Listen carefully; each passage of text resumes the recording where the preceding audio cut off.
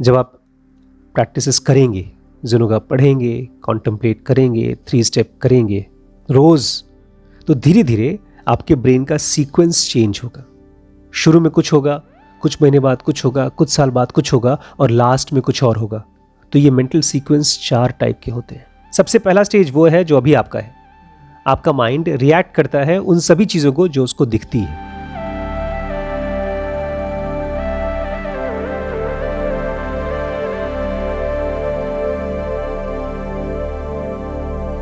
नमस्कार दोस्तों, स्वागत है आपका इस सीरीज़ में जिसका नाम है ज़ेनोगा चैलेंज 2023।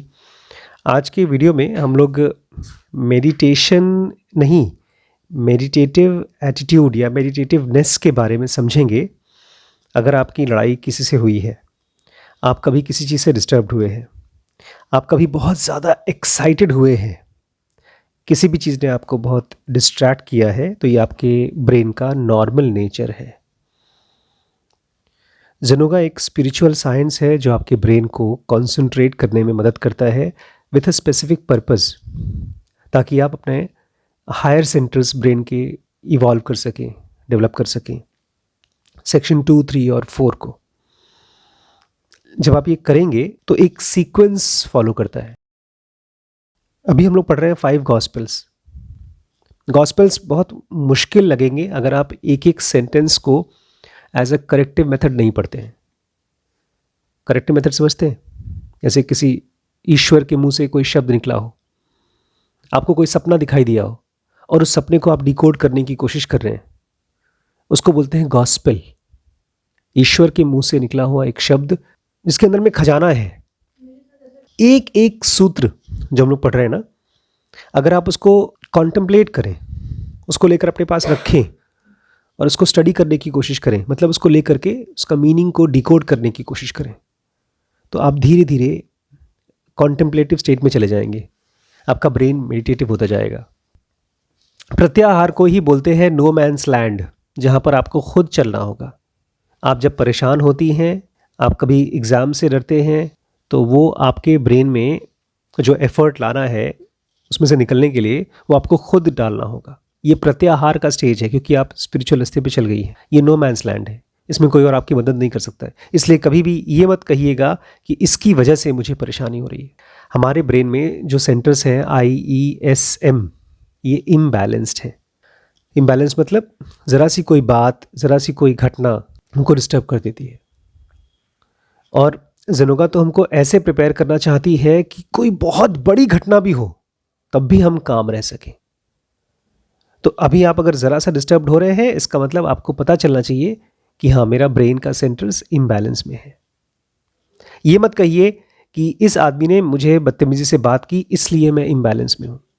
आपकी हालत एक ऐसी चीज़ की तरह है जिसको आप खड़ा करने की कोशिश करें, बार बार गिर रहा है, और ये फिर कहे कि नहीं ज़मीन ठीक से नहीं है ना, इसलिए मैं खड़ा नहीं हो पा रहा हूँ। You need to develop a brain that can have balanced centres. जैसे कोन होता है, कोन, उसको अगर आप नुकीले से ऊपर कर देंगे, खड़ा कर देंगे, तो गिर जाएगा। आप उसको सही तरीके से खड़ा कर सके, रख सकें, वो आपको करना होगा। और कैसे आएगा ये सेंटर? जब आप करेक्टिव मेथड्स को फॉलो करेंगे। करेक्टिव मेथड्स क्या है? ये सूत्रास है। ये जो एक एक सूत्र पढ़ रहे हैं वो करेक्टिव मेथड ही है। आप डिस्टर्ब्ड हुए, अब जा करके अंदर में ऑब्जर्व कर रहे हैं कि अच्छा ठीक है, ये थॉट चला। थॉट क्या होता है? थॉट क्या होता है? थॉट का ओरिजिनल स्टेट क्या है? Pure mind energy state. और ये फीलिंग वाला, ये थॉट वाला स्टेट क्यों है मेरे अंदर में? मुझे गुस्से वाला थॉट क्यों है इस समय? वो प्योर माइंड एनर्जी स्टेट में क्यों नहीं जा रहा है? मैं क्यों अवेयरनेस में नहीं हूँ? मैं क्यों, मेरे मन में से गुस्सा क्यों आ रहा है? मैं क्यों कुर्सी तोड़ना चाहता हूँ? अपने आप से पूछिए कि क्यों मेरा ब्रेन ऐसे बाहर की तरफ धक्का मार के मुझे गिरा रहा है बार बार। जब आप उसको देख पाएंगे कि थॉट, अच्छा रुको रुको, ये थॉट है, अच्छा मैं बार बार गिर रहा हूँ, तब आप बैलेंस होते जाएंगे। साइकिल चलाते समय आप बैलेंस करना सीखते हैं, ऐसे ही आपको अपने थॉट्स को, अपने एक्टिविटी को देख करके बैलेंस करना सीखना होगा।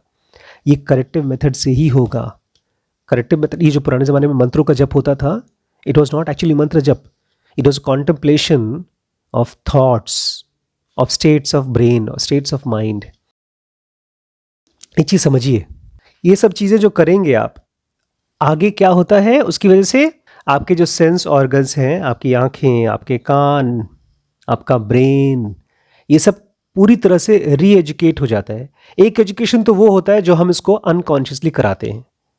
अभी आप जब यहाँ से खाली होंगे तो ऊपर जाएंगे, अपना मोबाइल चलाएंगे, वो भी आप एजुकेट कर रहे हैं अपने आप को। वो अनकॉन्शियस एजुकेशन है, उसको एजुकेशन कहना भी नहीं चाहिए, बर्बादी कहना चाहिए, अनकॉन्शियसनेस कहना चाहिए। और एक एजुकेशन ये है जो आप कॉन्शियसली लेते हैं। सेंस ऑर्गन्स का तो री एजुकेशन होता ही है, साथ ही साथ आपके माइंड स्टफ का भी होता है। स्टफ मतलब, ये स्टफ क्यों बोल रहे हैं जनोगा में? कड़क चीज, ब्रेन कड़क, ये ब्रेन को कड़क क्यों कह रहे हैं? माइंड स्टफ क्यों बोल रहे हैं? माइंड तो बड़ा फ्लूइड होता है, थॉट्स एकदम स्मूथ होते हैं। एक थॉट आया, फिर दूसरा थॉट आया, फिर तीसरा थॉट आया, नए नए थॉट्स को हम इनवाइट करते हैं। ये माइंड स्टफ क्यों बोला जा रहा है? क्योंकि हमारा सही में माइंड स्टफ हो गया है, फ्रीज हो गया है, हैबिट हो गई है हमको थॉट्स की, एक्टिविटीज़ की, डिज़ायर्स की। उसको डिसॉल्व करता है, उसको फ्लूइड बनाता है। हमारे ब्रेन का री एजुकेशन होता है करेक्टिव मेथड से, 3 स्टेप ब्रीदिंग से। फिलहाल जो हमारा चित्त है, जो माइंड है ना, वो अनकॉन्सेंट्रेटेड है। जब आप री एजुकेट करेंगे तो उसकी वजह से कॉन्सेंट्रेट करना सीखेगा। और उस कॉन्सेंट्रेशन से होगा क्या? आपका सेक्शन 2 ओपन होगा, धीरे धीरे खुलेगा। ये है धारणा की शुरुआत। जब आपका माइंड कॉन्सेंट्रेट कर पाता है, आराम से बैठ पाता है किसी भी चीज़ पर, एक किताब खोल के एक पैराग्राफ पढ़ना हो, या ऐसे ही पेन उठा करके अपने थॉट्स को लिखना हो, या किसी भी चीज़ पर खास कुछ करना नहीं है, खाली बैठना है, बट माइंड डिस्टर्ब नहीं है। आपने उसको से स्क्रिप्चर से री एजुकेट किया है, कॉन्टम्पलेट किया है, और धीरे धीरे वो शांत हो जाएगा। फिर सेक्शन 2 खुलेगा। यही धारणा की स्टेज है। प्रत्याहार के बाद आता है धारणा, इसके बाद आता है ध्यान, वो बाद में आता है। और इसी चीज़ को जब कई दिनों तक करते रहेंगे तो सेक्शन 3 खुलता है। तो वो ध्यान की स्टेज है, मेडिटेशन की स्टेज। और ठीक ऐसे ही चुपचाप चलते रहेंगे आप, तो आप समाधि या तो आइडेंटिफिकेशन मतलब सेक्शन 4 पे पहुंचेंगे। और जैसे ही कोई ब्रेन सेक्शन 4 पे पहुंचता है, वो हवाई जहाज की तरह होता है, ज़मीन पे चल रहा है और फिर एक पॉइंट के बाद हवा में उड़ जाएगा। आप लोग बैठे हैं हवाई जहाज में? आप बैठे हैं, आप भी बैठे हैं, आपको याद है कब बैठी हैं? फिर एक पॉइंट के बाद आपका ब्रेन बियॉन्ड फॉर्म्स जाएगा। हमारा ब्रेन बियॉन्ड फॉर्म जा नहीं पाता। रात को भी जब सपने में कोई सपना दिखता नहीं है तो हम बेहोश हो जाते हैं, बिकॉज बियॉन्ड फॉर्म की दुनिया हमको परसीव नहीं होती। उसके लिए हमारे ब्रेन का सेक्शन 4 खुलना चाहिए। और उसके बाद पहली बार आपको पता चलेगा कि ये दुनिया में जितने भी फॉर्म्स हैं वो किस लिए हैं, उनका एक्चुअल पर्पस क्या है। उसके पहले तो हमारी हालत ऐसे है जैसे एक छोटे बच्चे को कहीं भी छोड़ दीजिए, वो हर चीज के साथ क्या करता है? क्यों मुंह में डालता है? उसके रिफ्लेक्सेस होते हैं, ये बॉडी का रिफ्लेक्स है। वो सब चीज खाना चाहता है ताकि उसकी बॉडी मजबूत होती रहे, खाता रहे, और उसके दांत भी बनते रहते हैं, शायद उससे भी खाता है। जब थोड़ा समझदार होता है तब मालूम पड़ता है भैया ये खाने के लिए नहीं है, खाने के लिए नहीं है। जब वो बियॉन्ड फॉर्म जाता है तब उसको मालूम पड़ता है कि ये धरती किस लिए है, नदियां किस लिए हैं, लोग किस लिए हैं, हर चीज, हर एक फॉर्म का पर्पस क्या है, तब जाके पता चलता है। हमारे बॉडी का एक बड़ा खासियत है, जो ऑर्गन आप यूज नहीं करेंगे वो धीरे धीरे डिसयूज एट्रोफी में चला जाता है, कमजोर हो जाता है। और सेक्शन 2, 3 और 4 तो हमने कभी खोला ही नहीं। अगर आप खोलते हैं और उसका यूज करते हैं, ऐसा मत करिएगा कि ठीक है डेवलप हो गया अब छोड़ो, जाओ मौज मस्ती करो, बिजनेस करो, काम धाम करो ना। रोज यूज करिए। सेक्शन 2, 3 और 4 जब आप यूज करते हैं तब आपका being 4th stage of cosmic consciousness, इस फिजिकल बॉडी में जो हाईएस्ट स्टेज हो सकता है उसमें पहुंच पाएंगे। आपको यूज करना पड़ेगा सेक्शन 2, 3 और 4, अभी भी यूज करना पड़ेगा। अभी अगर दिन भर अपने मोबाइल में चिपके रहेंगे या कोई एंटरटेनमेंट में चिपके रहेंगे तो सेक्शन 1 IESM का इम्बैलेंस बनता रहेगा और कुछ नहीं होगा। जो आपकी लड़ाई कल हुई है वो इम्बैलेंस था, IESM का इम्बैलेंस। आपको पता ही नहीं चला कि मुझे कौन से सेंटेंसेस बोलना चाहिए या मुझे बोलना चाहिए कि नहीं बोलना चाहिए। वो इम्बैलेंस ऑफ IESM है। बिकॉज सेक्शन 2, 3 और 4 आपके ब्रेन में कभी डेवलप हुआ ही नहीं। और जब आप fourth stage of cosmic consciousness, जब हाईएस्ट स्टेज पहुंचते हैं, तो आपका इल्यूमिनेशन होता है। आपकी वो स्टेज होती है जो बुद्ध की हुई या जीसस की हुई, जब वो एनलाइटेंड हुए थे। लेकिन ये भी धीरे धीरे होता है। कृष्णमूर्ति बोलते थे एनलाइटनमेंट 50 साल में हुआ उनका, तो धीरे धीरे होता है, एकदम नेचुरल प्रोग्रेस होता है, स्लो होता है। बार बार रिपीट करें कि चीज़ कि लास्ट के स्टेप बाद में करिएगा, अभी मत करिए। मेडिटेशन करना नहीं सिखाते, कोई ध्यान वान नहीं सिखाते। धारणा, ध्यान और समाधि नोमैंस लैंड के बाद की स्टेज है। उसके पहले क्या करना है आपको? ये पहले के 4 स्टेप को मास्टर करना है, मास्टर करना है, मास्टर करना है। खाली ट्राई नहीं करना, एक्सपर्ट बनना है उसका। बड़ी मुश्किल होगी आगे की चीज़ों को समझने में, बिकॉज ऐसी चीज़ों की बात हो रही है जो हमारी कल्पना में भी नहीं है। Fourth stage of cosmic consciousness, जिसमें जीसस रहते थे। वो क्या करते थे हमको तो नहीं पता, लेकिन बड़े अच्छे से बिहेव करते थे, दुश्मनों को भी माफ़ कर देते थे। कोई उनको सूली पे चढ़ा दिया तो बोलते थे कोई बात नहीं, सब कुछ छोड़ छाड़ करके चले गए वहाँ से। लोगों को लगा वो मर गए, लेकिन वो जिंदा थे। सूली पर के बाद जब उतारे गए थे वो जिंदा थे। ये सब चीज़ एक्सटर्नल होता है। वो क्यों पता है? ये साधु लोग क्यों ऐसे बैठे रहते हैं, बुद्ध ऐसे आंख बंद करके क्यों बैठे रहते हैं? क्योंकि धीरे धीरे उनका ब्रेन अब इंटरनल जा रहा है। ये सब चीज़ें अभी भी एक्सटर्नल है, बाहर की दुनिया में है, धीरे धीरे इंटरनल होते जाते हैं। लेकिन एक बड़ी खास चीज़ होती है इस स्टेज पर, आप इस फिजिकल वर्ल्ड में, सोलर सिस्टम में के कंपैरिजन में आप फ्री हो जाते हैं। सोलर सिस्टम के कंपैरिजन में आप फ्री होते हैं। आप पूरी तरह से फ्री नहीं हुए अभी भी। जैसे कोई आदमी स्कूल की पढ़ाई कर लिया, अब वो स्कूल से फ्री हो गया, उसने नौकरी की 10 साल, उसके पास काफ़ी पैसा आ गया, अब वो नौकरी से फ्री हो गया, अब वो बिजनेस कर रहा है। बिजनेस करते करते उसके पास बहुत पैसा आ गया, इतना पैसा कि उसको कोई बिजनेस करने की जरूरत भी नहीं है। अब वो रिटायर हो गया, अब वो बिजनेस से फ्री हो गया, स्कूल से फ्री हो गया, नौकरी से फ्री हो गया, बिजनेस से फ्री हो गया। जो आदमी fourth stage of cosmic consciousness पे पहुंचता है, वो इस सोलर सिस्टम से फ्री हो चुका है। उसको इस सोलर सिस्टम में दोबारा पैदा होने की कोई ज़रूरत नहीं है। अगर वो होता भी है तो क्यों होता है? With a purpose. वो अवतार होता है कृष्ण जैसे। अब आज की वीडियो का सबसे इंपॉर्टेंट पार्ट, जब आप प्रैक्टिसेस करेंगे, जिनोगा पढ़ेंगे, कॉन्टम्पलेट करेंगे, 3 स्टेप करेंगे रोज़, तो धीरे धीरे आपके ब्रेन का सीक्वेंस चेंज होगा। शुरू में कुछ होगा, कुछ महीने बाद कुछ होगा, कुछ साल बाद कुछ होगा, और लास्ट में कुछ और होगा। तो ये मेंटल सीक्वेंस 4 टाइप के होते हैं। सबसे पहला स्टेज वो है जो अभी आपका है। आपका माइंड रिएक्ट करता है उन सभी चीज़ों को जो उसको दिखती है। जैसे ही कुछ भी देखते हैं, आपका ये 3 बैठे हैं बंदर, किसी ने बोला ए गधे, गधा कैसे बोला? ये क्या हुआ? आपके IESM ने रिएक्ट किया। किसी ने कहा जानू आई लव यू, इतना प्यार करती है। ये क्या था? Interplay of section 1, centres of the section 1 IESM। कुछ नहीं, आपके खाली बिजली के तार हैं, मधुमक्खियां हैं, बाहर जो कुछ भी दिखाई दे रहा है, जो कुछ भी सुनाई दे रहा है, उसको रिएक्ट करता है हमारा सेक्शन 1। ये फर्स्ट स्टेज है जिसमें हम लोग कभी हैं। समझ में आ गया? अगर आप इन क्लासेस में बैठते रहें, मैं ना रहूं तब भी बैठते रहे, रोज सुबह उठने पर, खाने पर, कपड़ों पर, अपनी जुबान पर, अपनी हैबिट्स पर एक रेगुलेशन, जैसे एक आदमी, एक घुड़सवार अपने घोड़े की लगाम संभालता है, एक गाड़ी चलाने वाला अपने स्टीयरिंग संभालता है, ऐसे ही आप अपने माइंड को कंट्रोल करते हैं। सेकंड स्टेज वो होती है, आपसे ज़्यादा इवॉल्व वो आदमी है जो अपने माइंड को कंट्रोल में रखता है। आपसे नीचे वो आदमी है जिसको पता ही नहीं है कि उसका ब्रेन, उसका माइंड रिएक्ट कर रहा है। वो भी फर्स्ट लेवल पे भी नहीं पहुंचा। आप थोड़ा सा ऊपर उठ चुके हैं। आपसे ऊपर कौन है? जो अब माइंड कंट्रोल कर रहा है, जिसके मुंह में जब कोई बात आती है तो बोलता है रुको रुको रुको, अभी बोलना है कि नहीं बोलना है, अभी जरूरत है कि नहीं। क्योंकि जब शाम को आप बोल रही थी ना, बड़े पापा ये करता है और वो करता है, मुझे लगता काश मैं इसकी जुबान के अंदर घुस करके उसको ब्रेक लगा दूं। क्या करूं? वो मेरे अपने ब्रेन में लगा सकता हूं, आपके में नहीं। और इसको तो छोड़ दो, ये तो जंगली जानवर था उस समय। जैसे सींग नहीं, वो होते हैं कौन से, नीलगाय, जब जंगल में दौड़ते हैं, खेतों में दौड़ते हैं तो उससे बच के रहा जाता है। नीलगाय बोलते हैं हम लोग गाँव में। ऐसी हालत थी ये। हाँ, ऐसे ही आपको भी देख करके लगता है कभी कभी जंगल में दौड़ रहे, भैया इससे बचे रहो, सब बचा करो, इनसे बचा करो, भैया से बचा करो।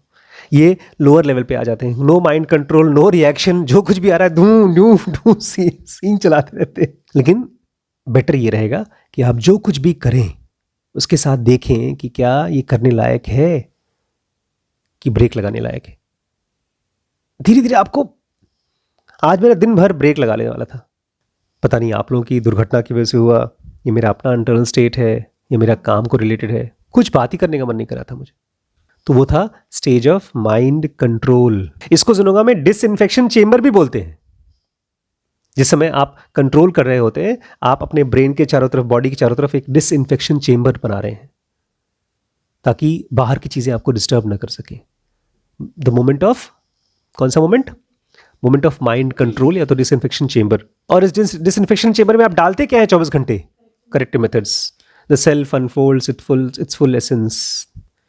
मैं वॉक कर रहा था, रिम्पी परेशान थी, हमारे बच्चों का क्या होगा, वैभव का क्या होगा, गौरी और वैभव के रिलेशनशिप कैसे ठीक होंगे। मैंने कहा माँ, शमशान तारा चाहती है ये लोग ऐसे ही बात करें और सीखें। चिंता मत करो रिम्पी, माँ शमशान तारा चाहती है, माँ चाहती है सब चीज़। Disinfection chamber, the self unfolds. हाँ, मैंने यही कहा। इस समय वैभव को भी बोल रहा हूँ, मैं आपको भी बोल रहा हूँ, और शीश को भी और खुद को भी, कि फर्स्ट स्टेज है जब आपका माइंड रिएक्ट करता है, सेकंड स्टेज है जब आपका माइंड कंट्रोल करते हैं आप, वो सेकंड स्टेज है। जो आदमी अपनी गलतियों को जस्टिफाई करेगा वो फर्स्ट स्टेज से भी नीचे गिर गया, फर्स्ट स्टेज से भी नीचे गिर गया। तो आपको बार बार अपने आप से पूछना पड़ेगा कि मैं कौन सी स्टेज पर हूं, रिएक्शन वाले स्टेज पर हूं, स्टेज 1 पे, या मैं कंट्रोलिंग पे हूं। और एक चीज समझिएगा, ये सारी की सारी बातचीत हो रही है अपने ब्रेन के बारे में, नॉट अबाउट समबडी एल्स। जब हमारे ब्रेन में किसी और के लिए कुछ बात आए कि तुम्हें क्या करना चाहिए, तो we are in a inferior stage, we are not in a mind control stage. Third, ये मजेदार स्टेज होती है। इस स्टेज में मैं पहुंच चुका हूं। आपका चित्त, आपका माइंड स्टफ रिस्पॉन्ड करता है दोनों चीजों को, इंपल्स को भी और थॉट्स को भी। थॉट्स क्या होते हैं? थॉट्स होते हैं जो इंपल्स आता है उसके बाद डिकोड करके थॉट्स निकलता है। इंपल्स आया, डिकोड करके थॉट्स निकला। हम लोग क्या करते हैं नॉर्मली, इसके पहले वाले स्टेज में इंपल्स को ही रोकते हैं। मुझे ऐसी चीज नहीं देखनी है। गांधी जी के 3 बंदर क्या थे? 3 बंदर, पौंड देखो मत, बकवास बातें करो मत, कुछ भी खराब चीज, किसी की बुराई सुनो मत। तो ये है सेकंड स्टेज, जहां पर आप माइंड कंट्रोल करते हैं, इंपल्स को ही कंट्रोल कर रहे हैं। लेकिन अगर मान लीजिए आप मेडिटेटिव होते गए तो धीरे धीरे आपका माइंड स्टफ दोनों चीजों को रिस्पॉन्ड करेगा। एक तरफ से इंपल्स आ रहा है उसको भी, और उसके बाद जो थॉट स्टफ निकला उसको भी। जैसे आपने अभी कहा, तब तो बड़े पापा ये जस्टिफाई करेगा ऐसी बात सोच करके। आपने ये जो शब्द बोले, ये आपने इंपल्स को तो देखा और उसके बाद थॉट्स को बाहर निकलने दिया, उसको रिस्पॉन्ड नहीं किया। नहीं तो ये पता चल जाता है इसका मतलब क्या है। जब भी कोई भी इंपल्स आता है मेरे ब्रेन में, तो इंपल्स तो मुझे दिखता है, उसके बाद वो करके थॉट्स बनता है, उसके बाद वो थॉट्स ऐसे ही अंदर रहता है, मेरे ब्रेन में घूमता रहता है। उसके बाद मुझे अगर ज़रूरत हुई उसको बाहर निकालना है तो मैं उसको बहुत कोशिश करता हूँ बड़े खूबसूरत शब्दों में, इंटेलिजेंट तरीके से फ्रेम करूँ, और नहीं तो करके उसको अंदर रख देता हूँ।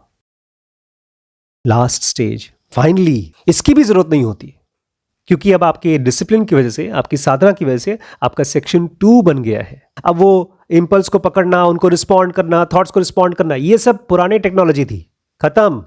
ये सब 2G था, खत्म। अब जो कॉन्शियसनेस है हमारे अंदर में, उसका पूरा कंट्रोल है, फुल स्वे है। और अब आपका ब्रेन सेक्शन 2 द्वारा चल रहा है, सेक्शन 1 द्वारा नहीं। परसीविंग कॉन्शियसनेस मतलब अंदर की जो चेतना है, कॉन्शियसनेस जो डिवाइन फ्रैगमेंट में से निकली हुई है, वो कंट्रोल करती है। बिकॉज अब आपका जो माइंड स्टफ है उसकी बचकानी हरकतें रुक चुकी हैं। ऐसा है जैसे आपके अंदर में, माइंड के अंदर में एक साइलेंस है और वो मालिक है। मेरे को बहुत अच्छा लगता है कि हमारे अंदर में जो परसीव करने वाली कॉन्शियसनेस है उसका पूरा स्वे है। जैसे किसी राजपाट, कोई बहुत खराब राज्य है, वहां पर खूब गुंडे, मवाली और चोरी चपारी, रेप सब हो रहा है। क्यों? क्योंकि वहां पर कायदे का राजा नहीं आया। उसके बाद वहां का राजा बन गया कौन? बाहुबली या कृष्ण बन गए, तो उसके बाद उनका फुल स्वे है, दूर दूर तक सब कुछ उनके हाथ में आ गया। आपके भी ब्रेन में कंट्रोल किसके पास होना चाहिए?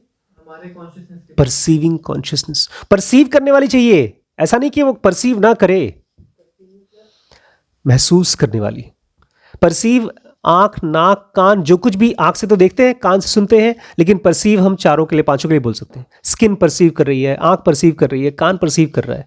परसीव करना मतलब महसूस करना, एक्सपीरियंस करना। तो कॉन्शियसनेस जो परसीव करने वाली है उसका पूरा कंट्रोल होता है। लेकिन ये सब कुछ अपने आप नहीं होता, इसके लिए आपको एक ज़ेनोगी बनना पड़ेगा। और एक ज़ेनोगी वो होता है जो 24 घंटे ज़ेनोगी होता है, ब्रेक नहीं होता उसकी लाइफ में, छुट्टी नहीं होती। तो आई होप आप लोग धीरे धीरे फर्स्ट स्टेज से सेकंड, सेकंड से थर्ड, थर्ड से फोर्थ। फोर्थ स्टेज कौन सी? किसका फुल स्वे होता है? साइलेंस का। परसीविंग कॉन्शियसनेस हैज फुल स्वे and section 2 of the mind functions fully. और आपका सेक्शन 2 पूरी तरह से फंक्शन करता है। थैंक यू दोस्तों।